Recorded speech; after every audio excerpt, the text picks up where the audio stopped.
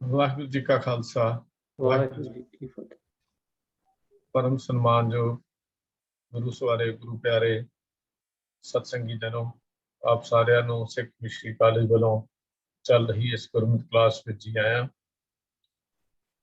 ਹਰ ਸ਼ੁੱਕਰਵਾਰ ਅਸੀਂ ਭਗਤ ਬਾਣੀ ਦੇ ਵਿੱਚੋਂ ਕੁਝ ਚੁਣੇ ਹੋਏ ਚੁਣਿੰਦੇ ਸ਼ਬਦ 94 ਸ਼ਬਦ ਜਾਂ ਔਖੇ ਸ਼ਬਦ ਜਿਨ੍ਹਾਂ ਦੇ ਅੰਤਰੀਵ ਭਾਵ ਬਹੁਤ ਡੂੰਘੇ ਹਨ ਉਹਨਾਂ ਦੀ ਵਿਚਾਰ ਕਰਦੇ ਹਾਂ। ਅੱਜ ਇਹ ਵਿਚਾਰ ਦੀ ਸੇਵਾ ਵੀਰ ਐਮਪੀ ਸਿੰਘ ਜੀ ਨਿਭਾ ਰਹੇ ਹਨ। ਅੱਜ ਦਾ ਸ਼ਬਦ ਘੋੜੀਆਲ ਦਾ ਸ਼ਬਦ ਹੈ ਜੋ ਭਗਤ ਕਬੀਰ ਜੀ ਦਾ ਹੈ। ਸਾਹਿਬ ਸ੍ਰੀ ਗੁਰੂ ਗ੍ਰੰਥ ਸਾਹਿਬ ਜੀ ਦੇ ਪਾਵਨ ਅੰਕ 326 ਦੇ ਉੱਤੇ ਦਰਜ ਹੈ, ਐਸੋ ਅਚਰਜ ਦੇਖਿਓ ਕਬੀਰ ਰਦ ਕੈ ਭੋਲੇ ਗੁਰੂ ਲੈ ਨੀਰ। ਇਸ ਸ਼ਬਦ ਦੀ ਵਿਚਾਰ ਅਸੀਂ ਅੱਜ ਵੀਰ ਐਮਪੀ ਸਿੰਘ ਜੀ ਪਾਸੋਂ ਸੰਤ ਕਰਦੇ ਹਾਂ। ਮੈਂ ਬੇਨਤੀ ਕਰ ਰਿਹਾ ਹਾਂ ਵੀਰ ਐਮਪੀ ਸਿੰਘ ਜੀ ਨੂੰ ਵੀ ਅੱਜ ਦੀ ਵਿਚਾਰ ਆਰੰਭ ਕਰ। ਵੀਰ ਐਮਪੀ ਸਿੰਘ ਜੀ, ਵਾਹਿਗੁਰੂ ਜੀ ਕਾ ਖਾਲਸਾ ਵਾਹਿਗੁਰੂ ਜੀ ਕੀ ਫਤਿਹ।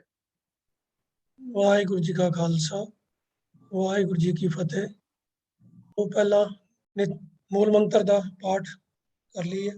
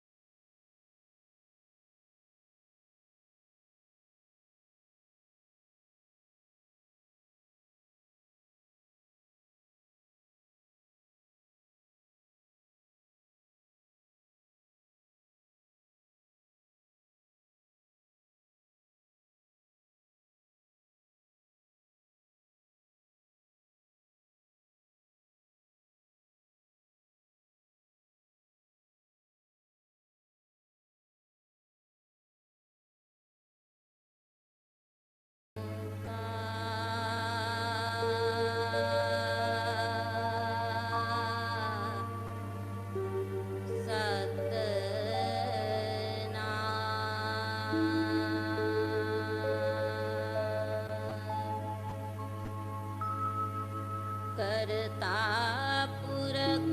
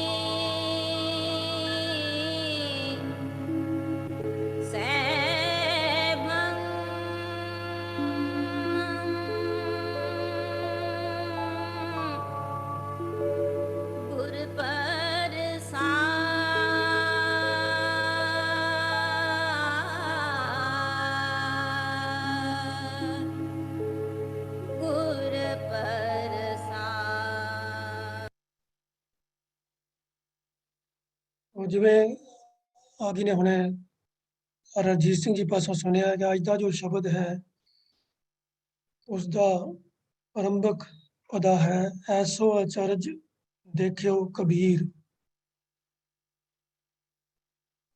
ਇਹ ਸ਼ਬਦ ਭਗਤ ਕਬੀਰ ਜੀ ਦਾ ਹੀ ਉਚਾਰਨ ਕੀਤਾ ਹੋਇਆ ਗੌੜੀ ਰਾਗ ਦੇ ਅੰਦਰ ਗੁਰੂ ਗ੍ਰੰਥ ਸਾਹਿਬ ਜੀ ਦੇ ਪੰਨਾ 326 ਦੇ ਉੱਪਰ ਸ਼ੋਭਿਤ ਹੈ। ਇਸ ਸ਼ਬਦ ਦਾ ਜੋ ਸਿਰਲੇਖ ਹੈ गौड़ी कबीर जी की नाल रलाए लिखिया महला पंजवा।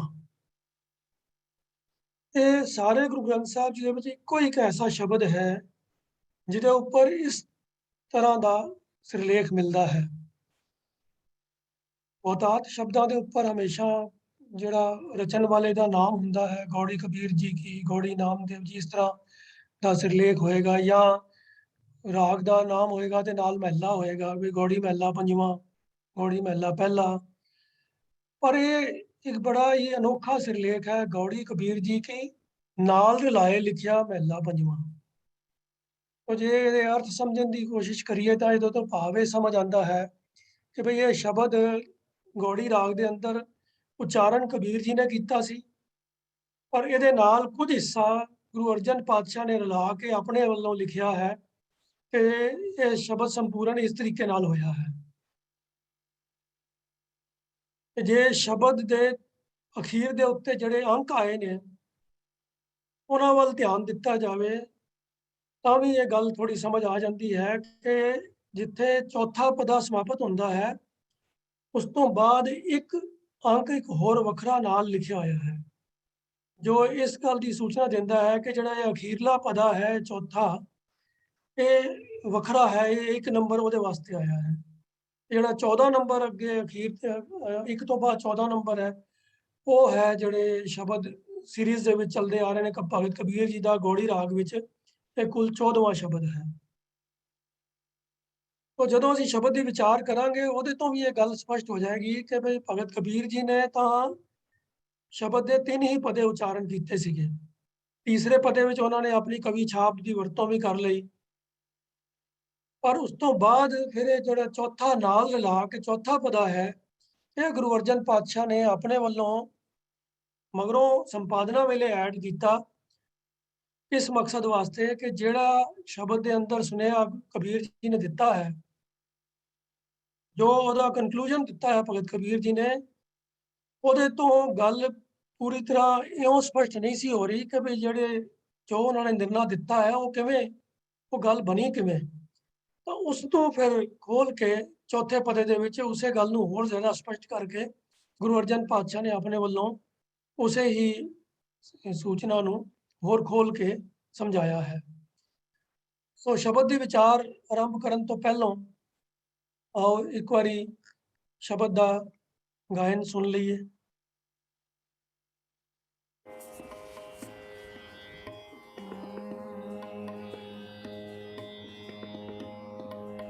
ऐसो अचरज देखियो कबीर, ऐसो अचरज देखियो कबीर।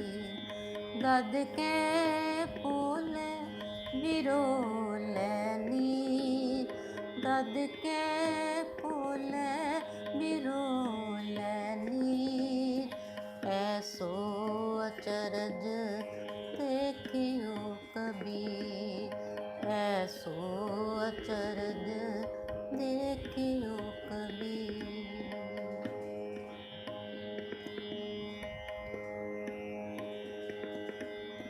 हरी अंगूरी गदहा चरे, हरी अंगूरी गदहा चरे।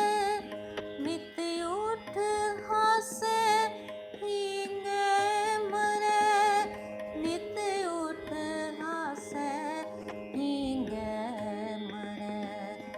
ऐसो अचरज देखियो कबीर, ऐसो अचरज देखियो कबीर। गद के फूल बिरोले नीर, गद के फूल बिरोले नीर। ऐसो अचरज देखियो कबीर।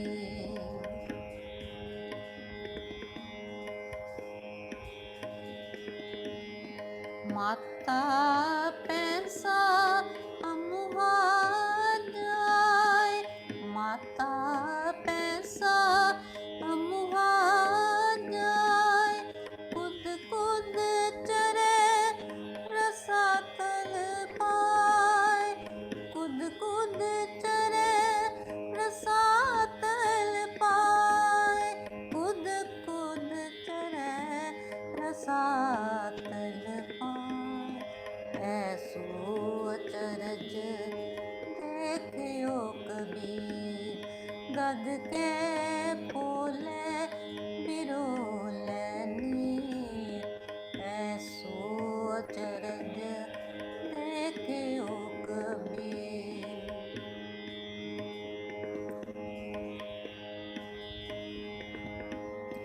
कहो कबीर प्रगट पई खेद, कहो कबीर प्रगट पई खेद, ले ले को चूंगे नित पेड़, ले ले को चूंगे नित पेड़, ले ले को चूंगे नित पेड़, ऐसो अचरज देखियो कबीर, ऐसो अचरज देखियो कबीर, दद के फूले मिरोले नीर, दद के फूले मिरोले नीर, ऐसो अचरज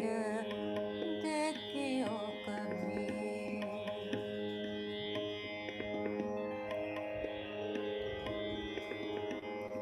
राम रमत मत प्रगटियाई,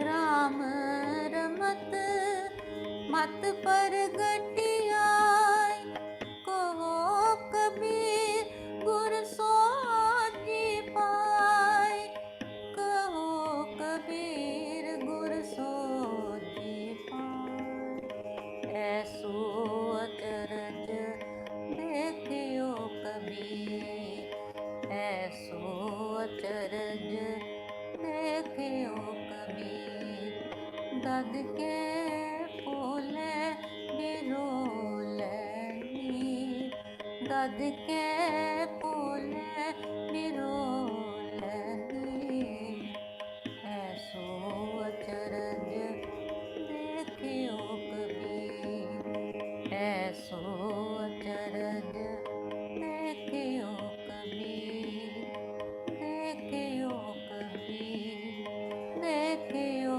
कबीर।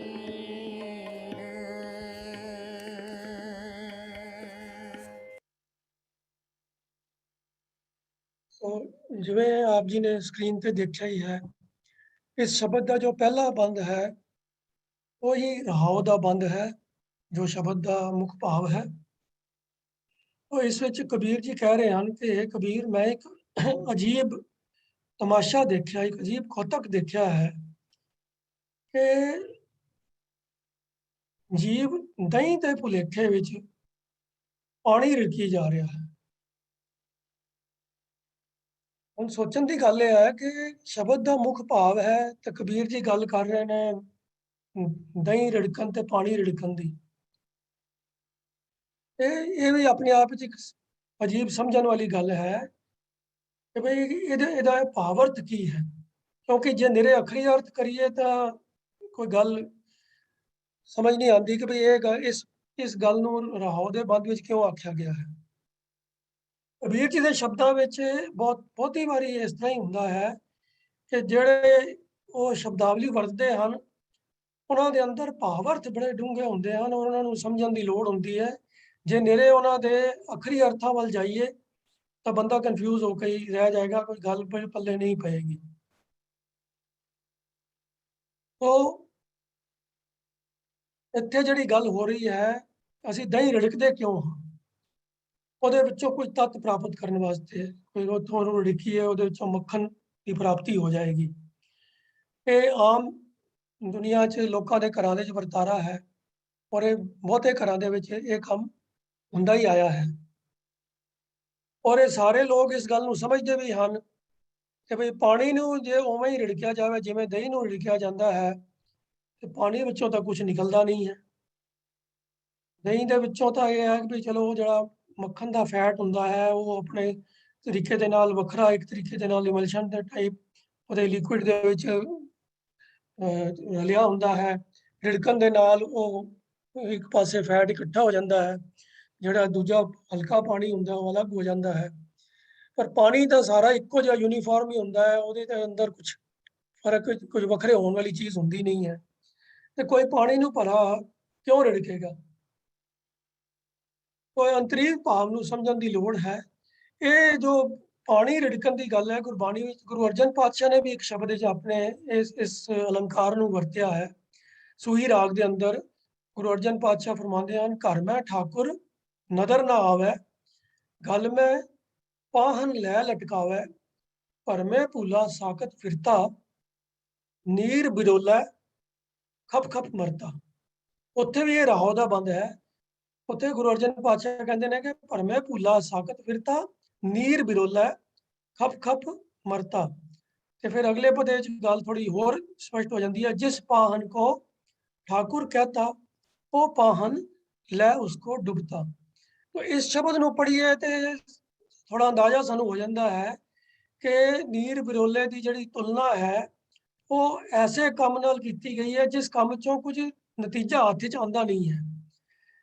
ਉਹ ਜਿਵੇਂ ਇਸ ਸ਼ਬਦ ਸੂਹੀ ਰਾਗ ਦੇ ਸ਼ਬਦ ਵਿੱਚ ਗੁਰੂ ਅਰਜਨ ਪਾਤਸ਼ਾਹ ਨੇ ਫਰਮਾਇਆ ਹੈ ਕਿ ਜਿਹੜਾ ਸਨਾਤਨ ਮਤ ਜਿਵੇਂ ਆਮ ਬ੍ਰਾਹਮਣ ਲੋਕ ਕਰਦੇ ਹੀ ਸਨ, ਠਾकुर ਦੀ ਪੂਜਾ ਕਰਨ ਵਾਲੇ ਉਹ ਪੱਥਰ ਦਾ ਠਾकुर ਬਣਾ ਕੇ ਉਹਨੂੰ ਇੱਕ ਧਾਗੇ 'ਚ ਪਰੋ ਕੇ ਗਲੇ 'ਚ ਲਟਕਾ ਲੈਂਦੇ ਸਨ। ਤੇ ਹੁਣ ਗੁਰੂ ਸਾਹਿਬ ਕਹਿੰਦੇ ਹਨ ਕਿ ਜਿਸ ਪੱਥਰ ਨੂੰ ਉਹ ਠਾकुर ਕਹਿੰਦਾ ਹੈ, ਉਹ ਪੱਥਰ ਤਾਂ ਆਪ ਹੀ ਪਾਣੀ 'ਚ ਡੁੱਬ ਜਾਂਦਾ ਹੈਗਾ ਤੇ ਉਹਨੂੰ ਕਿੱਥੋਂ ਭਵਜਲ ਤੋਂ ਕਿੱਥੋਂ ਤਾਰੇਗਾ। तो ਭਾਵ ਕੀ ਹੈ ਕਿ ਵੀ ਜਿਸ ਚੀਜ਼ ਦੇ ਉੱਤੇ ਉਹ ਭਰੋਸਾ ਕਰ ਰਿਹਾ ਹੈ ਉਹ ਉਹਦਾ ਭਰਮ ਹੀ ਹੈ। तो इस चीज की तुलना गुरु अर्जन पातशाह ने की है नीर बिरोलन नाल। नीर मतलब पानी, बिरोला मैंने रिड़कना। तो ये पानी रिड़कन की मिसाल गुरु अर्जन पातशाह ने भी बाणी च इसे संदर्भ च वरती है कि वो काम जिस काम दे कीतियां कोई नतीजा हथ ना आवे। तो कबीर जी भी जोड़ा है इत्थे इसे ही संदर्भ दे विच इसदा उन्होंने वरत्या है।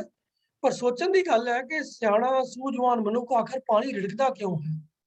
जिवें सूही राग के शब्द गुरु अर्जन पातशाह ने गल की कि भाई गले दे च पत्थर लटका के उन्होंने ठाकुर मन के उसकी पूजा करता है, तो वह काम पानी रिड़कन के तुल है, क्योंकि वो कोई प्राप्ति होंदी नहीं है। वो पत्थर तो आप नहीं तर सकता, तो अपने भगतां नूं पूजा करने वाले कित्थे तारेगा।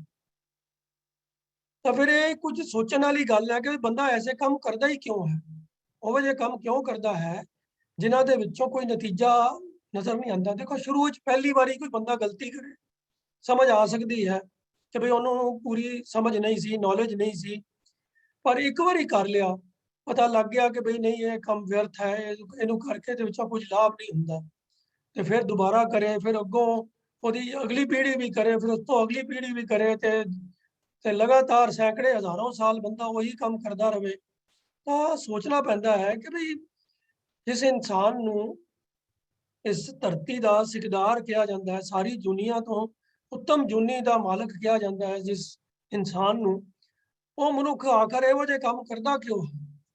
किधरे उन्होंने ये भुलेखा है कि भाई पानी रिड़क के मक्खन निकल आवेगा। ये गल थोड़ी हजम होनी मुश्किल है, क्योंकि ये भुलेखा पहली बारी किसी वजह करके किसी काम में पै सकता है, पर एक बारी जो पता लग गया भाई पानी जो मक्खन नहीं निकलता, तो बार बार क्यों कोई पानी रिड़केगा। तो यह मतलब तो यह है कि भाई ये चोन ही गलत की है बंदे ने कि जिस चीज़ दे विचों उन्हें कोई नतीजा लभना है, जिहड़े काम चों कुछ रिजल्ट कढ़ना है, वो उसनूं करन दा ढंग, उस चीज़ दे वास्ते जो रॉ मटीरियल जो रिसोर्स है वही उन्हें गलत चुनिया है। तो सोचण की गल है कि भी ये गलत चोन आखिर हुंदी क्यों है। तो इसका जवाब असीं गुरबाणी विचों ही लभण की कोशिश करते हाँ। गुरबाणी च एक फरमान आंदा है, बिख अमृत करतार उपाए, संसार बिरख को दोए फल लाए। तो परमात्मा ने इस संसार रूपी पेड़ नूं दो फल लगाए ने, एक अमृत का फल ते एक जहर का फल। ये लगाए भी परमात्मा ने, करतार ने उपाय करतार ने ही पैदा किए ने, उन्हें ही ये दो तरह के फल लाए ने। ते इंसान नूं ये चॉइस दी है कि तू इन्हां विचों जिहड़ा मर्जी फल चुन लै। हुण इंसान ने फल चुनना है, ते किवें चुनेगा। तो असीं इमेजिन कर सकते हाँ कि भाई हो सकता है पहली बारी वो चुने तो गलत फल चुन लवे, पर क्योंकि उन्होंने पता नहीं है भी केड़ा फल ਅੰਮ੍ਰਿਤ ਰੂਪੀ ਹੈ, ਕਿਹੜਾ ਫਲ ਬਿਖ ਵਰਗਾ ਹੈ, ਉਹਨੂੰ ਅਜੇ ਨੌਲੇਜ ਸ਼ਾਇਦ ਨਹੀਂ ਹੈ ਅਜੇ ਸ਼ੁਰੂ ਵਿੱਚ। ਪਰ ਜੇ ਇੱਕ ਇਨਸਾਨ ਨੇ ਗਲਤੀ ਕੀਤੀ, ਉਹਦੀ ਜ਼ਿੰਦਗੀ 'ਚ ਅਸਫਲਤਾ ਹੋਈ, ਉਹਦੀ ਜ਼ਿੰਦਗੀ ਵਿਗੜ ਗਈ, ਤਾਂ ਉਹਨੂੰ ਵੇਖ ਕੇ ਦੂਜਿਆਂ ਨੂੰ ਤਾਂ ਸਮਝ ਆ ਜਾਣੀ ਚਾਹੀਦੀ ਹੈ, ਤਾਂ ਉਹ ਤਾਂ ਦੂਜੀ ਚੋਇਸ ਕਰ ਲੈਣ, ਉਹਦੀ ਚੋਇਸ ਨੂੰ ਨਕਲ ਨਾ ਕਰਨ। ਪਰ ਅਸੀਂ ਦੇਖਦੇ ਹਾਂ ਕਿ ਸੰਸਾਰ ਵਿੱਚ ਇਹ ਕੁਝ ਚੱਲਦਾ ਹੀ ਰਹਿੰਦਾ ਹੈ, ਤੇ ਇਹਦੇ ਪਿੱਛੇ ਕੁਝ ਵਜ੍ਹਾ ਹੋਰ ਵੀ ਹੈ। ਤਾਂ ਗੁਰਬਾਣੀ ਤੋਂ ਅਸੀਂ ਸੇਧ ਲੈਣ ਦੀ ਕੋਸ਼ਿਸ਼ ਕਰਦੇ ਹਾਂ ਕਿ ਵੀ ਆਖਰ ਇਹ ਹੁੰਦਾ ਕੀ ਹੈ। ਜਾਂ ਤਿਸ ਪਾਣਾ ਤਾਂ ਜੰਮਿਆ, ਪਰਵਾਰ ਭਲਾ ਪਾਇਆ, ਲਿਵ ਛੁੜਕੀ ਲੱਗੀ ਤ੍ਰਿਸ਼ਨਾ,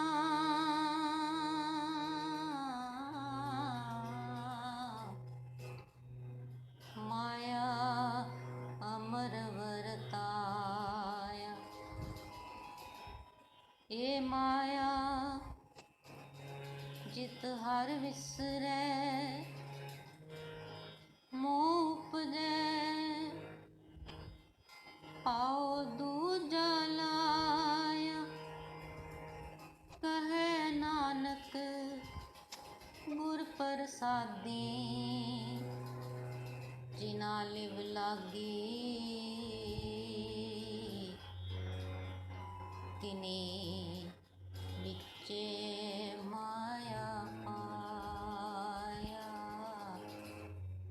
ਤਿਨੀ ਵਿਚੇ ਮਾਇਆ ਪਾਇਆ। ਗੁਰੂ ਅਮਰਦਾਸ ਪਾਤਸ਼ਾਹ ਇਸ ਆਨੰਦ ਦੀ ਬਾਣੀ ਦੀ 29ਵੀਂ ਪੌੜੀ ਵਿੱਚ ਫਰਮਾ ਰਹੇ ਹਨ ਕਿ ਜਦੋਂ ਪਰਮਾਤਮਾ ਨੂੰ ਚੰਗਾ ਲੱਗਿਆ ਤਾਂ ਜੀਵ ਦਾ ਜਨਮ ਹੋਇਆ, ਤੇ ਉਹਨੂੰ ਆਪਣਾ ਸਭ ਤੋਂ ਪਹਿਲਾ ਜਿਹੜਾ ਉਹਦਾ ਲਿੰਕ ਬਣਿਆ, ਉਹਨੂੰ ਪਰਿਵਾਰ ਚੰਗਾ ਲੱਗਣਾ ਸ਼ੁਰੂ ਹੋ ਗਿਆ, ਤੇ ਫਿਰ ਉਹਦੀ ਲਿਵ ਜਿਹੜੀ ਹੈ ਉਹ ਪਰਮਾਤਮਾ ਨਾਲੋਂ ਛੁੱਟ ਗਈ। ਉਹਦੇ ਉੱਤੇ ਤ੍ਰਿਸ਼ਨਾ ਦੇ ਰੂਪ ਵਿੱਚ ਤੇ ਹੋਰ ਵਿਕਾਰਾਂ ਦੇ ਰੂਪ ਵਿੱਚ ਮਾਇਆ ਦਾ ਜ਼ੋਰ ਉਹਦੇ ਉੱਤੇ ਪੈ ਗਿਆ, ਮਾਇਆ ਦਾ ਦਬਦਬਾ ਉਹਦੇ ਉੱਪਰ ਬਣ ਗਿਆ। ਮਾਇਆ ਐਸੀ ਹੈ, ਉਹਦਾ ਤਾਂ ਕਰੈਕਟਰ ਹੀ ਐਸਾ ਹੈ, ਉਹਦਾ ਤੇ ਸੁਭਾਅ ਹੀ ਐਸਾ ਹੈ ਕਿ ਜਿੱਥੇ ਉਹਦਾ ਪ੍ਰਭਾਵ ਪੈਂਦਾ ਹੈ, ਉਹਦੀ ਵਜ੍ਹਾ ਕਰਕੇ ਹਰੀ ਵਿਸਰ ਜਾਂਦਾ ਹੈ, ਮੋਹ ਪੈਦਾ ਹੋ ਜਾਂਦਾ ਹੈ, ਦੂਜੀਆਂ ਚੀਜ਼ਾਂ ਦੇ ਨਾਲ ਪਿਆਰ ਪੈ ਜਾਂਦਾ ਹੈ, ਪਰਮਾਤਮਾ ਨਾਲੋਂ ਪਿਆਰ ਟੁੱਟ ਜਾਂਦਾ ਹੈ। ਪਰ ਗੁਰੂ ਸਾਹਿਬ ਕਹਿੰਦੇ ਹਨ ਕਿ ਵੀ ਗੁਰੂ ਦੀ ਕਿਰਪਾ ਸਦਕਾ ਜਿਨ੍ਹਾਂ ਦੀ ਲਿਵ ਲੱਗੀ ਰਹਿੰਦੀ ਹੈ, ਉਹਨਾਂ ਨੂੰ ਫਿਰ ਮਾਇਆ ਵਿੱਚ ਹੀ ਪਰਮਾਤਮਾ ਦਾ ਮਿਲਾਪ ਪ੍ਰਾਪਤ ਹੋ ਜਾਂਦਾ ਹੈ। ਪਰ ਇਹ ਸਧਾਰਨ ਤੌਰ ਦੇ ਉੱਤੇ ਇਉਂ ਨਹੀਂ ਹੁੰਦਾ।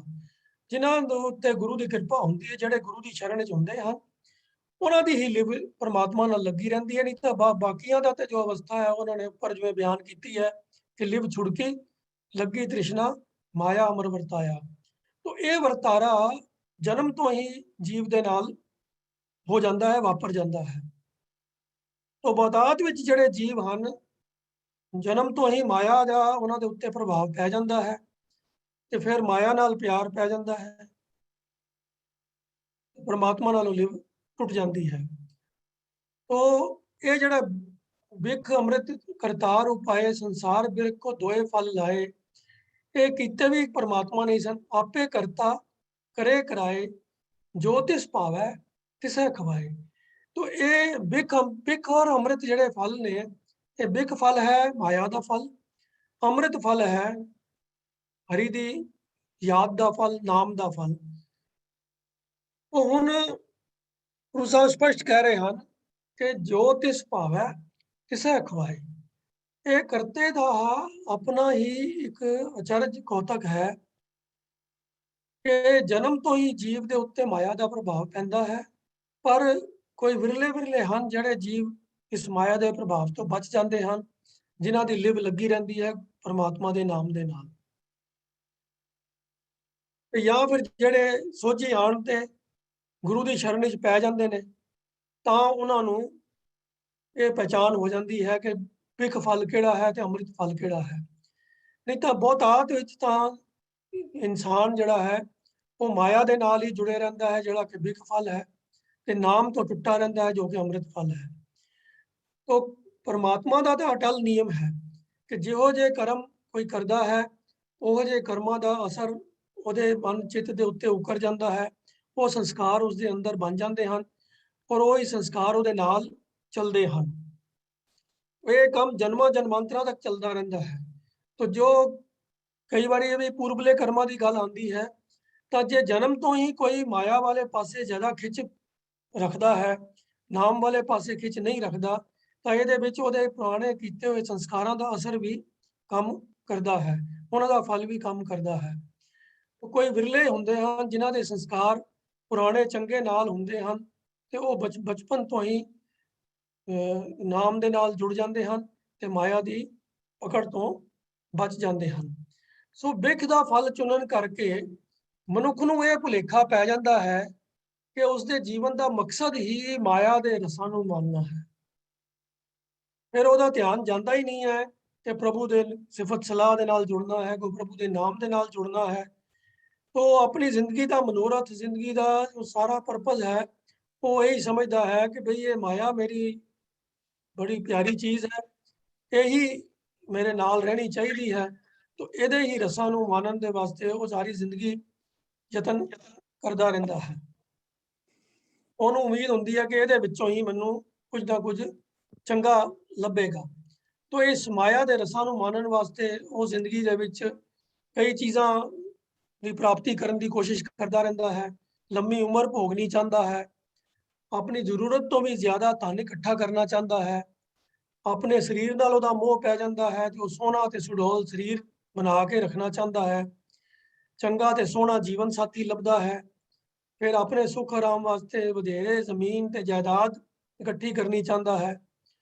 ਫਿਰ ਉਹਦੇ ਮਨ 'ਚ ਇਹ ਵੀ ਕਾਮਨਾ ਆਉਂਦੀ ਹੈ ਕਿ ਮੇਰੇ ਬੱਚੇ ਪੁੱਤਰ ਧੀਆਂ ਤੇ ਵੱਡਾ ਪਰਿਵਾਰ ਹੋਵੇ ਜਿਨ੍ਹਾਂ ਦੇ ਵਿੱਚ ਰਹਿ ਕੇ ਮੈਂ ਆਪਣਾ ਆਨੰਦ ਮਾਣਾ।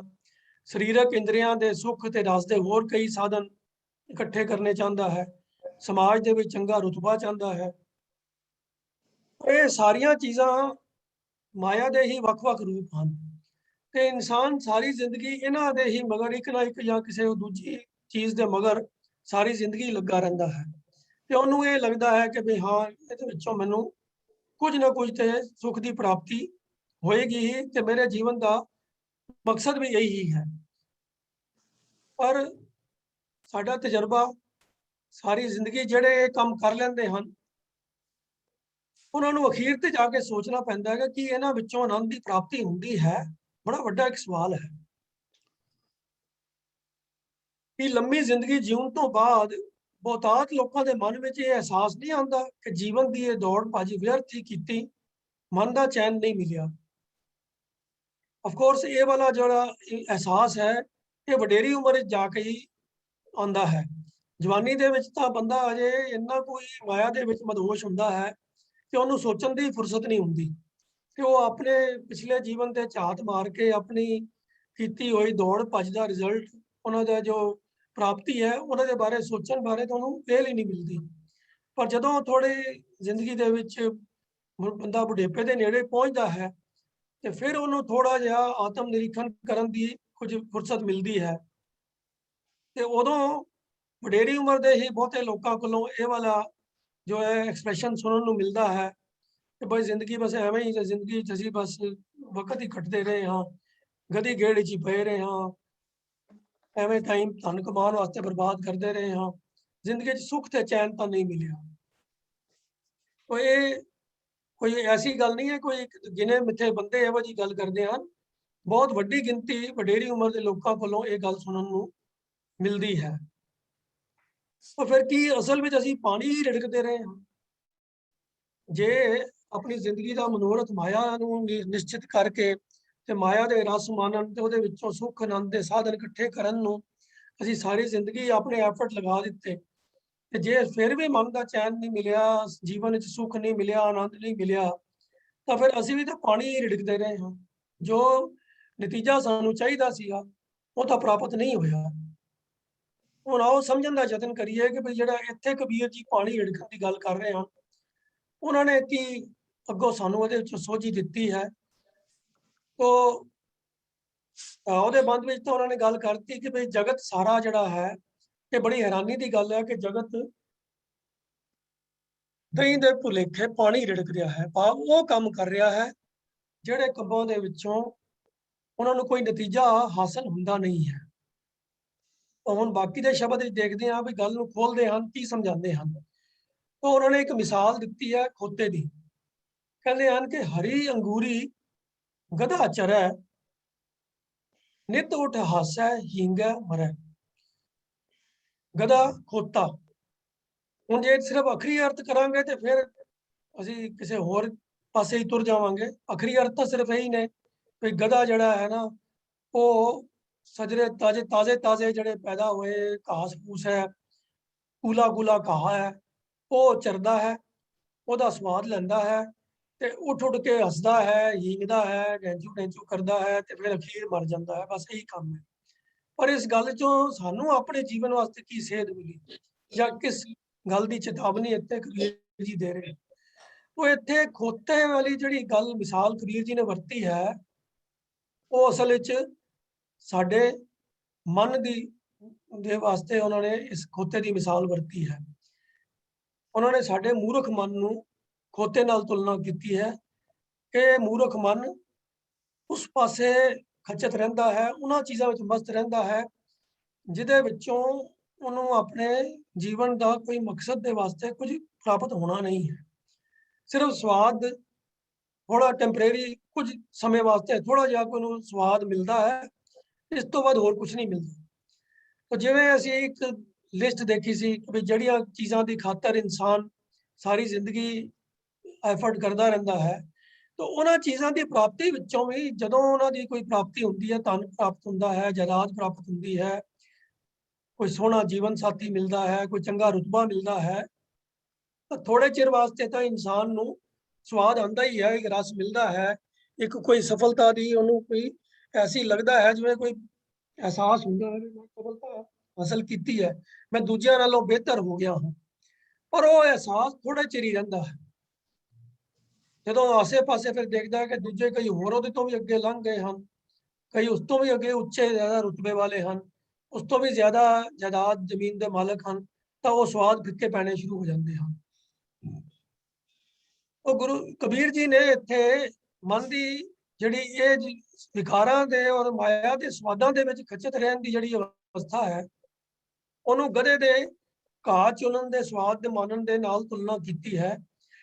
ਇਹ ਮੂਰਖ ਜੀਵ ਜਿਹੜਾ ਹੈ, ਮਨ ਭਾਉਂਦੇ ਵਿਕਾਰ ਮਾਇਆ ਦੇ ਸਵਾਦ ਮੰਨਦਾ ਹੈ ਤੇ ਉਹਦੇ ਵਿੱਚ ਹੀ ਖੁਸ਼ ਰਹਿੰਦਾ ਹੈ ਤੇ ਖੋਤੇ ਵਾਂਗ ਹੀਂਗਦਾ ਰਹਿੰਦਾ ਹੈ। ਖੋਤੇ ਵਾਂਗ ਹੀਂਗਣ ਤੋਂ ਭਾਵ ਕੀ ਹੈ ਕਿ ਜਿਹੜੇ ਮਾਇਆ ਦੇ ਵਿਕਾਰਾਂ ਦੇ ਸਵਾਦ ਉਹ ਮੰਨਦਾ ਹੈ, ਉਹਨਾਂ ਨੂੰ ਆਪਣੀ ਬਹੁਤ ਵੱਡੀ ਪ੍ਰਾਪਤੀ ਗਿਣਦਾ ਹੈ ਤੇ ਲੋਕਾਂ, ਆਪਣੇ ਸਾਥੀਆਂ, ਪਰਿਵਾਰ ਦੇ ਮੈਂਬਰਾਂ, ਹੋਰ ਮਿਲਣ ਗੁਲਣ ਵਾਲਿਆਂ ਦੇ ਸਾਹਮਣੇ ਉਹਨਾਂ ਚੀਜ਼ਾਂ ਦੀਆਂ ਡੀਂਗਾਂ ਮਾਰਦਾ ਹੈ, ਆਪਣੇ ਆਪ ਨੂੰ ਚੰਗਾ ਸਾਬਤ ਕਰਨ ਦੀ ਕੋਸ਼ਿਸ਼ ਕਰਦਾ ਹੈ ਕਿ ਭਈ ਮੈਂ ਤੁਹਾਡੇ ਨਾਲੋਂ ਬਿਹਤਰ ਹੋ ਗਿਆ, ਮੈਂ ਫਲਾਣੇ ਇੰਨੇ ਬੰਦਿਆਂ ਤੋਂ ਅੱਗੇ ਲੰਘ ਗਿਆ, ਮੇਰੇ ਕੋਲ ਇੰਨੀ ਜ਼ਿਆਦਾ ਜ਼ਮੀਨ ਜਾਇਦਾਦ ਹੋ ਗਈ, ਮੇਰੇ ਕੋਲ ਇੰਨੇ ਰੁਤਬੇ ਉੱਚੀ ਮੇਰੇ ਕੋਲ ਪਾਵਰਫੁਲ ਪੋਜੀਸ਼ਨ ਹੋ ਗਈ। ਤਾਂ ਇਹਨਾਂ ਚੀਜ਼ਾਂ ਦੀਆਂ ਡੀਂਗਾਂ ਮਾਰਦਾ ਹੈ। ਉਹ ਇੱਕ ਤਰੀਕੇ ਦੇ ਨਾਲ ਖੋਤੇ ਦੇ ਹੀਂਗਣ ਵਕ ਨਹੀਂ ਹੈ ਕਿ ਜਿਹੜਾ ਫਜ਼ੂਲ ਦੀ ਡੈਂਚੂ ਕਰਦਾ ਹੈ, ਜਿਹਦੇ ਵਿੱਚੋਂ ਕਿਸੇ ਨੂੰ ਕੁਝ ਸਮਝ ਨਹੀਂ ਪੈਂਦੀ ਵੀ ਉਹ ਕੀ ਕਰ ਕੀ ਰਿਹਾ ਹੈ। ਤਾਂ ਜਿਹੜਾ ਬੰਦਾ ਆਪਣੀਆਂ ਮਾਇਕ ਪ੍ਰਾਪਤੀਆਂ ਦੀ ਡੀਂਗਾਂ ਮਾਰਦਾ ਹੈ, ਲੋਕਾਂ ਦੇ ਸਾਹਮਣੇ ਆਪਣੀ ਪ੍ਰਾਪਤੀਆਂ ਗਿਣਾਉਂਦਾ ਹੈ, ਉਹ ਅਸਲ ਵਿੱਚ ਖੋਤੇ ਦੇ ਹੀਂਗਣ ਵਕ ਨਹੀਂ ਕੰਮ ਕਰ ਰਿਹਾ ਹੈ ਤੇ ਖੁਸ਼ ਹੋ ਰਿਹਾ ਹੈ।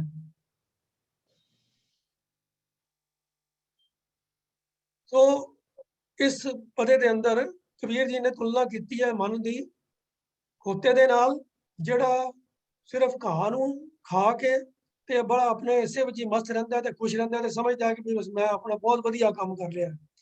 ਪਰ ਇਨਸਾਨ ਜਿਹੜਾ ਮੂਰਖ, ਉਹ ਅਗਰ ਜੇ ਮਾਇਆ ਦੇ ਰਸਾਂ ਨੂੰ ਮਾਣ ਕੇ ਉਹਨਾਂ ਦੇ ਵਿੱਚੋਂ ਹੀ ਖੁਸ਼ੀ ਮਹਿਸੂਸ ਕਰਦਾ ਹੈ ਤੇ ਉਹਦੀਆਂ ਡੀਂਗਾਂ ਮਾਰਦਾ ਹੈ, ਤਾਂ ਫਿਰ ਉਹ ਖੋਤੇ ਵਰਗਾ ਹੀ ਜੀਵਨ ਜੀਉ ਰਿਹਾ ਹੈ ਤੇ ਅੰਤ ਨੂੰ ਜਦੋਂ ਮਰਦਾ ਹੈ ਤਾਂ ਫਿਰ ਆਪਣੇ ਜੋ ਜੀਵਨ ਜਿਸ ਮਕਸਦ ਵਾਸਤੇ ਮਿਲਿਆ ਸੀ, ਉਸ ਮਨੋਰਥ ਵਿੱਚ ਤਾਂ ਸਫਲਤਾ ਉਹਨੂੰ ਮਿਲਦੀ ਨਹੀਂ ਹੈ ਤੇ ਅਲਟੀਮੇਟਲੀ ਫਿਰ ਉਹਨੂੰ ਮੁੜ ਕੇ ਜਨਮ ਮਰਨ ਦੇ ਗੇੜ 'ਚ ਪੈਣਾ ਪੈ ਜਾਂਦਾ ਹੈ। ਤਾਂ ਕਬੀਰ ਜੀ ਨੇ ਗੱਲ ਕੀਤੀ ਹੈ ਬਈ ਉਹ ਮੂਰਖ ਇਨਸਾਨ ਨਿਤ ਉੱਠ ਹਾਸੈ, ਰੋਜ਼ ਉੱਠ ਕੇ ਉਹ ਆਪਣੀਆਂ ਮਾਇਕ ਪ੍ਰਾਪਤੀਆਂ ਨੂੰ ਗਿਣ ਕੇ ਖੁਸ਼ ਤਾਂ ਹੁੰਦਾ ਹੈ, ਆਪਣੀ ਪ੍ਰਾਪਤੀਆਂ ਨੂੰ ਲੋਕਾਂ ਸਾਹਮਣੇ ਪੇਸ਼ ਕਰਕੇ ਬੜਾ ਆਪਣੇ ਆਪ ਨੂੰ ਹੰਕਾਰ ਵਿੱਚ ਆਉਂਦਾ ਹੈ, ਢੀਂਗਾ ਮਾਰਦਾ ਹੈ, ਪਰ ਅਲਟੀਮੇਟਲੀ ਉਹ ਜਨਮ ਮਰਨ ਦੇ ਗੇੜ ਵਿੱਚ ਹੀ ਪੈ ਜਾਂਦਾ ਹੈ ਤੇ ਇੱਥੋਂ ਖਾਲੀ ਹੱਥ ਜਿਵੇਂ ਜਾਂਦਾ ਹੈ।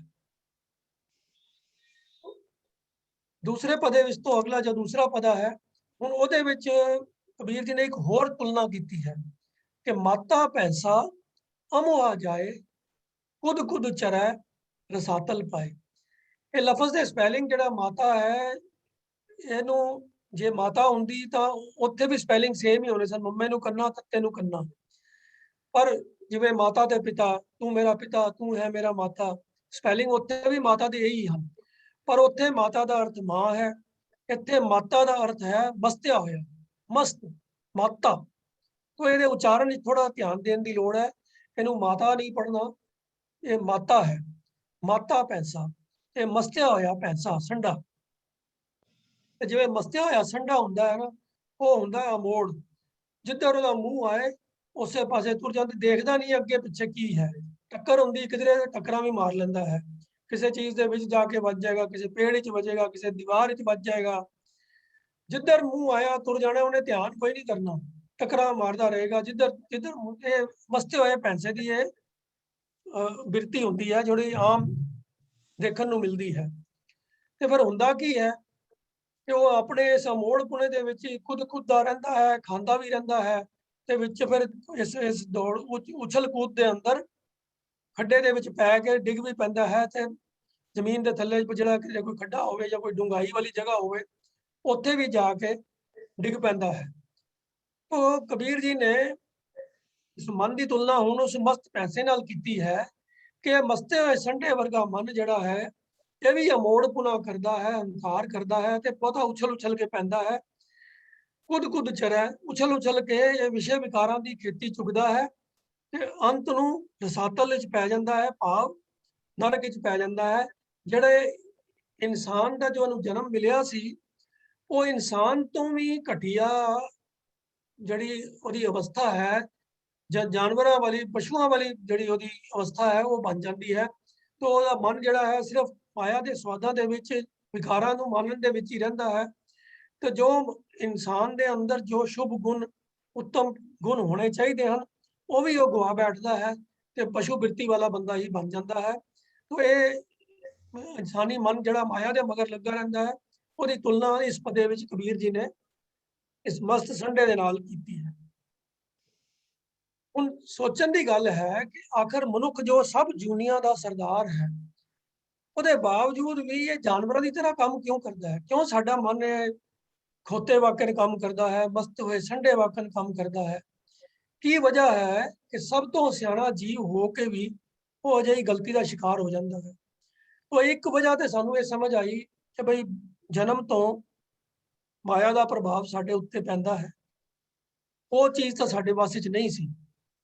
पर ज्यों-ज्यों असीं होश संभालते हाँ, आले दुआले दूजियां नूं वेखदे हाँ, उन्हां दे जीवन के तजर्बियां तो कुछ सिक्ख्या लैंदे हाँ, फिर वो लोग हैं जिहड़े साडे तो पहलां दे तजर्बे कर चुके हैं, कुछ ज्ञान हासिल कर चुके हैं, कुछ ऐसे लोग हैं जिहड़े जीवन विच तरक्की कर चुके हैं, तो उन्हां पासों सीख के असीं अपनी जीवन की तौर नूं बदल क्यों नहीं लैंदे?